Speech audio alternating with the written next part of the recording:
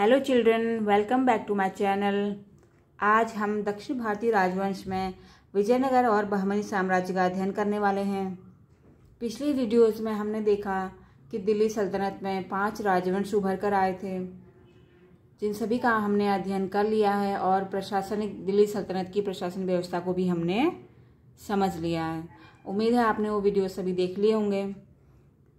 तो चलिए इसी श्रृंखला को आगे बढ़ाते हुए आज हम विजयनगर और बहमनी साम्राज्य का अध्ययन करने वाले हैं। आज हम विजयनगर साम्राज्य देख लेते हैं। नेक्स्ट वीडियो में हम जो है बहमनी साम्राज्य का अध्ययन करेंगे। तो चलिए वीडियो की शुरुआत करते हैं। विजयनगर राज्य, इसकी स्थापना हरिहर और बुक्का ने की। ये संगम के पुत्र थे। दरअसल संगम के 5 पुत्र थे और हरिहर और बुक्का उनमें प्रमुख थे। शुरुआत में ये वारंगल के काकतीय शासक प्रताप रुद्रदेव के कोषागार में काम करते थे, परंतु मोहम्मद बिन तुगलक द्वारा वारंगल पर अधिकार करने के कारण ये कामपेली चले गए। दरअसल हमने पिछले वीडियोस में देखा था कि तुगलक वंश के शासनकाल में जब गयासुद्दीन तुगलक शासक होता है तो वो जूना खां यानी कि मोहम्मद बिन तुगलक को वारंगल अभियान पर भेजता है और वारंगल पर ये अपना अधिकार कर लेते हैं और उसका नाम सुल्तानपुर रख लेते हैं। ठीक है, तो उसके बाद ये दोनों भाई जो है कामपेली चले जाते हैं। कामपेली में को भी ये अपने अधिकार में ले लेता है, क्योंकि वहाँ पे जो है एक मुस्लिम इसका विद्रोही था मोहम्मद बिन तुगलक का, गुरशास। इसने कामपेली में शरण ली थी, जिसके कारण ये बहुत नाराज हो जाता है और कामपेली को पूरा तहस नहस कर देता है। और इन दोनों भाइयों को भी फिर बंदी बनाकर दिल्ली लाया जाता है, उत्तर भारत लाया जाता है। और बाद में जब दक्षिण में फिर से विद्रोह हो जाते हैं तो मोहम्मद बिन तुगलक इन दोनों भाइयों को जो है वापस से दक्षिण में भेज दिया जाता है। तो ये इनके लिए एक गोल्डन चांस की तरह होता है। 1336 ईस्वी में इन्होंने संस्कृत के विद्वान माधव विद्यारण्य की सहायता से तुंगभद्रा नदी के तट पर विजयनगर साम्राज्य की स्थापना की। इसके बाद अपने पिता संगम के नाम पर इस वंश का नाम संगम वंश रखा। दरअसल विजयनगर में जो है 4 राजवंशों ने शासन किया था। संगम वंश इनमें सबसे पहले आता है। इसके बाद सालू वंश, तुलुव वंश और आरवीडू वंश, इन सभी के बारे में आज हम पढ़ेंगे। तो देखते हैं पहले सबसे पहले संगम वंश, और इनकी राजधानी कहाँ थी? हम्पी, कर्नाटका में थी। ठीक है, इनकी राजधानी थी हम्पी।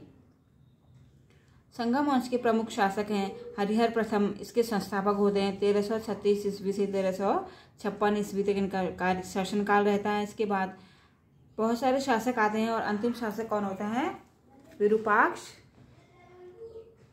अंतिम शासक होता है विरूपाक्ष द्वितीय। ठीक है, जिसका शासनकाल होता है 1465 ईस्वी से लेकर 1485 ईस्वी। इसके बाद जो है सालू वंश के शासक नरसिंह सालू द्वारा, दरअसल नरसिंह सालू जो है विरूपाक्ष द्वितीय से जो है युद्ध में जो है विरूपाक्ष द्वितीय हार जाता है, क्योंकि एक अयोग्य शासक होता है। और सालू वंश, संगम वंश के बाद सालू वंश की नींव रखी जाती है नरसिंह सालू के द्वारा। सालू वंश में 2 शासक होते हैं, नरसिंह सालू और इमादी नरसिंह। नरसिंह सालू जो है 1486 से लेकर 1491 ईस्वी तक इसका शासनकाल होता है। इसके बाद आता है इमादी नरसिंह, जिसके शासनकाल में इसका मंत्री होता है नरसा नायक। पूरा अधिकार वो अपने पूरा शासन को जो है अपने अधिकार में ले लेता है नरसा नायक, जो कि इमादी नरसिंह का मंत्री होता है। तो बाद में जो है तुलुव वंश के शासक वीर नरसिंह द्वारा इमादी नरसिंह की हत्या कर दी जाती है और तुलुव वंश की नींव रखी जाती है। तो अब तीसरा वंश शुरू होता है तुलुव वंश। तुलुव वंश के संस्थापक होते हैं वीर नरसिंह, जिसका शासनकाल होता है 1505 से 1509 ईस्वी। इसके बाद कृष्णदेव राय शासन बनते हैं, फिर अच्युत देव राय और सदाशिव राय। फिर 1565 ईस्वी में तालीकोटा के युद्ध में विजयनगर साम्राज्य छिन्न भिन्न हो जाता है और अंतिम वंश फिर आरवीडू वंश यहाँ पे इसका शासन होता है, जिसमें आरवीडू वंश का प्रथम शासक होता है तिरुमल, जिसने 1570 ईस्वी में आरवीडू वंश का शासन संभाला। और अंतिम शासक होता है श्रीरंग तृतीय, जिसका शासनकाल था 1642 से लेकर 1646 ईस्वी। तो इन चारों राजवंशों में कुछ शासक ऐसे थे जिन्होंने कुछ महत्वपूर्ण कार्य किए थे, कुछ विजयें की थी, कुछ पुस्तकें लिखी थी। ठीक है, इन सभी के बारे में हम देख लेते हैं। तो शुरुआत करते हैं हरिहर प्रथम से।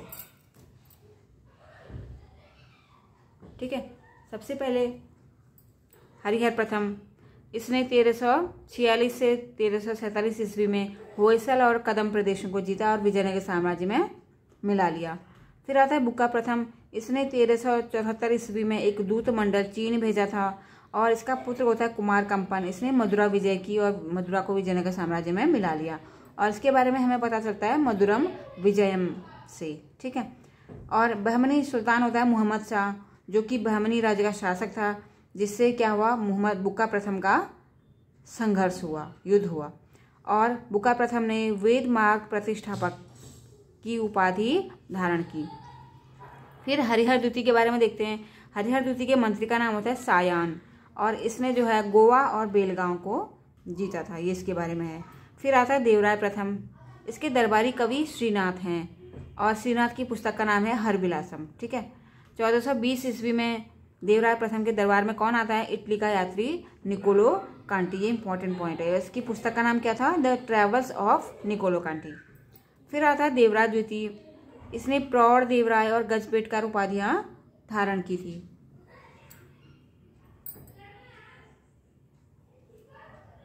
इसने मुस्लिम घुड़सवारों और धनुर्धरों को अपनी सेना में शामिल करने की प्रथा शुरू की, ताकि बहमनी सुल्तान जो है समय समय पर विद्रोह करते रहते थे, ताकि ये उनके साथ जो है युद्ध करने में इनको सहायता मिल सके।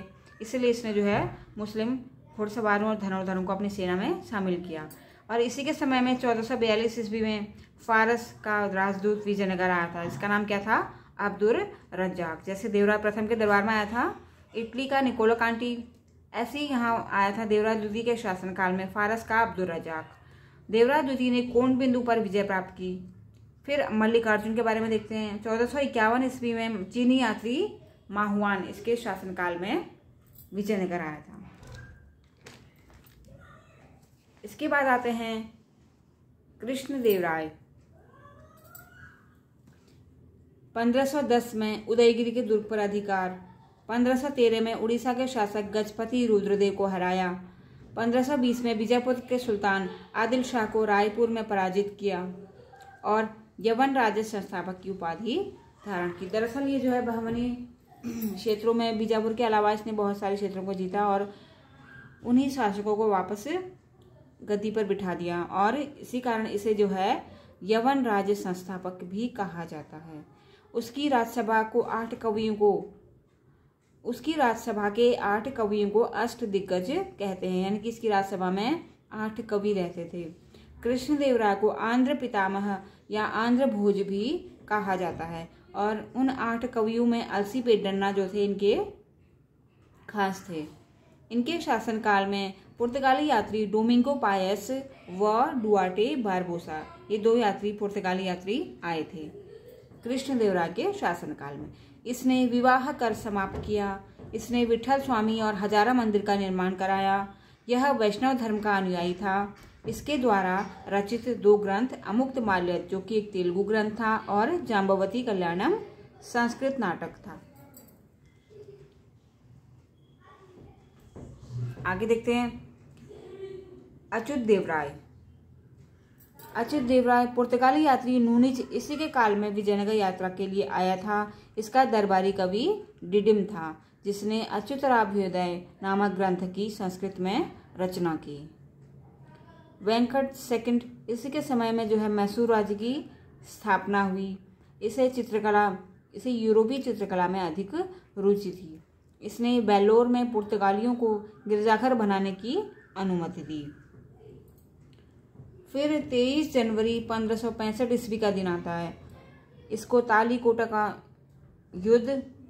दिन तालीकोटा का युद्ध हुआ था, जिसे राक्षस तंगरी या बन्नी हट्टी का युद्ध भी कहा जाता है। यह युद्ध विजयनगर और बहमनी साम्राज्य के राज्यों के बीच हुआ, जिसमें बरार शामिल नहीं था। इस युद्ध में विजयनगर का साम्राज्य छिन्न भिन्न हो जाता है और बहमनी सुल्तान जीत जाते हैं और अपने विजयनगर के महत्वपूर्ण प्रदेशों को अपने अधिकार में ले लेते हैं और जो बाकी बच जाता है उसमें आरवीडू वंश का शासन होता है।